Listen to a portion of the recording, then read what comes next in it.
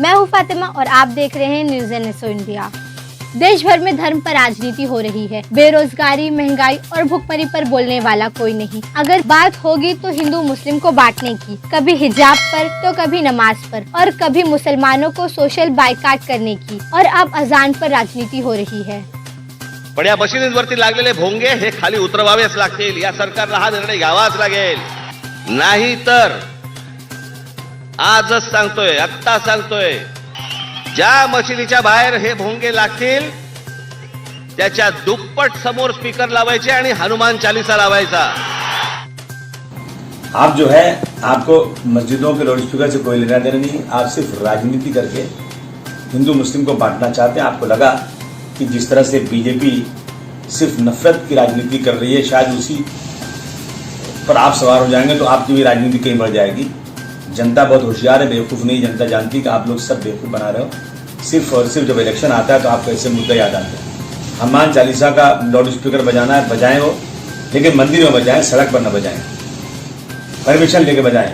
हम वहाँ ठंडा पानी पिलाएंगे, शरबत पिलाएंगे आपको। हम नफरत के पुजारी नहीं है। राज ठाकरे जी, हवेली झोपड़ी सबका मुकद्दर टूट जाएगा अगर ये साथ हिंदू और मुस्लिमों का टूट जाएगा।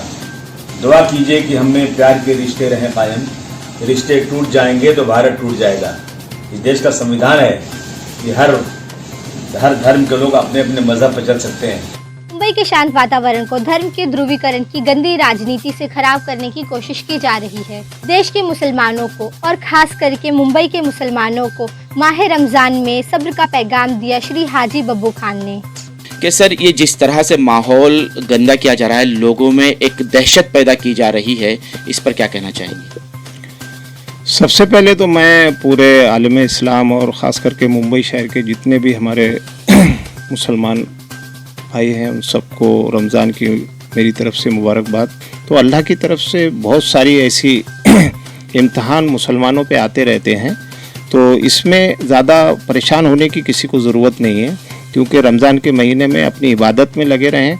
और ख़ास करके हमारे इस मुल्क में एक ट्रेंड बन गया है, जो लोगों को अगर किसको भी अगर बहुत ज़्यादा अपने आप को हाईलाइट करना है, मीडिया में लाना है, तो मुसलमानों के ख़िलाफ़ कुछ ना कुछ ऐसा बयान दो जिससे कि लोगों के बीच में नाइस्तिफ़ाकी फैले और उसमें उनका नाम हो। तो राजनीति हिंदुस्तान में चलती आ रही है और इस तरीके से यहाँ भी राजनीति हो रही है, लेकिन इससे हमारे ख़ास करके महाराष्ट्र सरकार जो है, जब से महाराष्ट्र में महाविकास अघाड़ी की जो सरकार बनी है, इस सरकार के आने के बाद में जो कानून व्यवस्था, जिस तरीके से लोगों में भाईचारा जो अभी कायम है, तो लोगों की कोशिश है कि इसको ख़राब किया जाए और लोगों में जो समाज में एक भाईचारे का माहौल है, इसको बिगाड़ने की जो कोशिश की जा रही है, तो इसको हमको समझ के लेना है और सरकार अपना काम करेगी और हमको अपना काम करना चाहिए।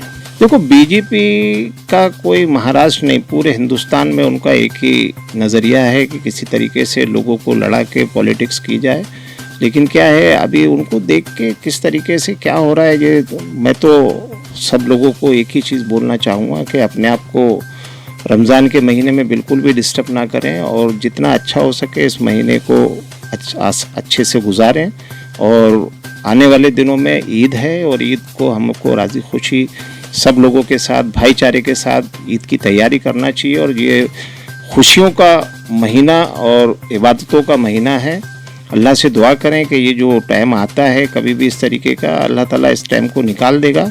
और इस तरीके की ये जो मस्जिद के अजान का जो मसला है, तो मुझे ऐसा लगता है जब से लाउड स्पीकर बना है, जब से आज तक लाउड स्पीकर मस्जिदों में लगे हैं और मस्जिद में 2 से 3 मिनट अजान होती है। 2 से 3 मिनट की अजान से किसको क्या तकलीफ़ होती है वो नहीं मालूम, लेकिन अगर किसी को अगर उसकी बिना पे अगर कोई इशू बनाना है तो उसका कोई मतलब नहीं है। तो ऐसा मतलब ये सब पॉलिटिकली है, लेकिन सरकार अपना काम कर रही है। कानून व्यवस्था यहाँ अच्छी है और कानून अपना काम करेगा और हमको अपना काम करना चाहिए। देश में सांप्रदायिक ताकत ये चाहती है कि मुसलमान जोश में होश खोकर सड़कों पर उतरे और हिंदू मुस्लिम का खेल शुरू हो। मगर हम मुसलमानों से गुजारिश करते हैं, इस माह रमजानुल मुबारक में सब्र का दामन थामे, किसी की बातों में ना आए और कोई अहमकाना हरकत ना करे जिससे आपको और आपके परिवार को कोई नुकसान ना। हमारे इस पैगाम अमन को लाइक करें, सब्सक्राइब करें और अपने दोस्तों में शेयर करें और हमें कमेंट करके बताएं कि ऐसी सूरत हाल में मुसलमानों को क्या करना चाहिए।